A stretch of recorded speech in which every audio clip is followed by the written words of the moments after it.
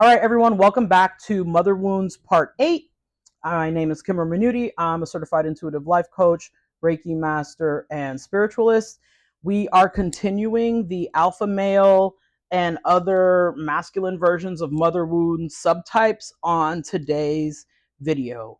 I want to do a quick shout out to Controversial Shannon for a very informative live that he had last night about the way that alpha males and men who are kind of entrenched in a unhealthy version of the patriarchy are acting. Okay, so one of the first points that he brought up, and which I tend to agree with, is that alpha males hate women. Not only do they hate women, but they see them as the enemy. And that is actually a very common mother wound, because when someone else leaves you, for instance, you and your parents divorce, the father leaves, the mother stays, the anger that you have at the parent that left gets displaced onto the parent who stays. Okay, and so even though the mother stayed and did her part and is attempting to nurture you effectively, because of the displaced anger, you're going to blame the mother for your father leaving. And also let me remind you, this is a very nuanced conversation, right? I'm generalizing. This is a very nuanced conversation because oftentimes, depending on the dynamic of the parent, maybe the mother pushed the father away, maybe the father was a cheater, right? We don't really know what it is, but either way, when parents split up, the way that the child is processing it will then affect and inform their future relationships. Fair enough? Okay, cool. Another thing about alpha males is they're extremely homophobic. Under the patriarchy, the only thing that is allowed is heterosexual normative relationships, meaning men with women, women with men. That's it. That's all. There's nothing left. There's no variation. There's no gray area. There's no room for a little razzle dazzle, right? So when you find someone that is so deeply homophobic, they sometimes have some tendencies that are kind of gay. Even to the point of, like, we hear alpha males talking about how they don't touch or wash their behind because that's considered gay, which is weird because I just thought that was considered filthy and disgusting. But who cares, right? That's how you want to live your life. I can't say nothing to you about that. But I would like to say that if you think washing your behind is gay, there's way more things you need to unpack. One of them being your hygiene. Okay? So now the next thing that is problematic about that as well is being homophobic is one thing, but being homophobic because you have a sliver of homosexuality within you makes for particularly violent and angry individuals.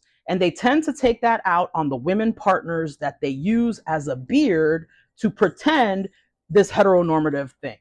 Now, some people within their relationship are able to then be um, a little freer with their partner. Like maybe their partner will recognize, hey, you kind of got some tendencies. And depending on if you have a good partner, that may not bother them. Maybe they will allow you to go do what you need to do to be the person that you are. People have come up with arrangements over time, because this is not the first time in history that men or women have been demonized for being homosexual, right? That's not new shit. So there have been ways that people have found their way around the situation by getting into relationships that mimic the norm so that they can then have their life. And if that's the case for you, if you're being truthful with your partner, that's okay. Where does it become a problem? It becomes a problem when you're a down low guy, because down low guys have shown to be extremely dangerous to their female counterparts. They're just dangerous, right? Again, misplaced anger with no ability to emotionally regulate being projected violently towards the people that are perceived as being the enemy. So in this case, women, femme presenting individuals, trans people, anybody who's not the norm, right? So that adds another level of violence, danger, and disrespect that these people are comfortable living in, right? Um, there's nobody, there's nobody calling these men to task for their behavior. Other men are not going, hey, bro, that's wrong. You can't talk about that. Because if they do talk about it, especially in the online space, they're going to say, oh, you're pandering, you're a simp, man, you got too much sugar in your tank, you're being sassy. All of that is weird. All of that is weird. When you're acting up, someone has to be able to check you. When you're being homophobic, when you're being anti-black, when you're being harmful to other people and children, because oftentimes these people don't realize that they're putting these sentiments out into the world, and they have small children who might fall into these categories, and then by design you're harming that child, because now that child feels like they aren't a good enough human being, they shouldn't be allowed to be who they are. You causing a whole new level and a whole new generation of wounds. Okay. A lot of red pillars and alpha males spend their whole life talking about women, which is creepy as hell. The patriarchy makes it so that your masculinity is commodified by your ability to barter and trade in women. Okay? Because since women are only looked at as an object for gain, for prize, to show off to the other men, like, hey, I got me a good woman, right? But even as they're saying, oh, look at me, I got me a good woman, they're doing that in public, but at home, they're treating that woman like shit. They're not helping around the house. They're not changing diapers. They're not actually being a provider and a protector in the home. Usually they're the problem. Usually they're the abuser. Usually we have a whole bunch of single married moms doing all the work by themselves, while some of them are doing it on 50-50, which is crazy. And some of them are doing it where he pays as much. Now, don't get me wrong. There are positive versions of all of this, but that's not what we're talking about. We're talking about wounding and trauma and how that can look. So don't get lost in what I'm talking about and start losing it in the comments because not all men. We're not having that conversation over here. We're having a discussion about how mother wounds can look in feminine and masculine individuals based on whatever their background is and what's going on. Okay? Let's see.